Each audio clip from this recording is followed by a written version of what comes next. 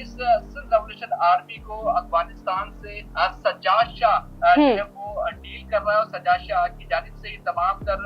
जो है अहकामात दिए जाते हैं, जिसके बाद ये तमाम तर कार्रवाई होती है। ज़राए की जानिब से यही बताया गया कि सज्जाद शाह ही इसको कराची और सिंध में जो है तमाम तर ऑपरेट करते हैं। सिंध में भी मुताबिक वारदातें हो चुकी हैं, उसके अलावा कराची में भी कई वारदातें हो चुकी हैं, लेकिन पुलिस हुकाम, इसमें सिटी हुकाम सरफहरिस्त है, उनकी जानिब से यही कहा जा रहा है कि हम इनके खिलाफ कार्रवाइयाँ करते रहें। लेकिन अफसोस की बात यह है कि इनके खिलाफ कार्रवाइयाँ होती रही हैं माजी में, ये कैसे मजीद जो है मुतहरिक हो रहे हैं, मजीद ये कार्रवाइयाँ कैसे कर रही है, एक सवाल निशान है। माजी में हमारी जो है सिटी हुकाम के जो जराए उनसे बात हुई तो उनकी जानिब से यही कहा गया था कि इसके पीछे जो है मुख्तलिफ जो लोग हैं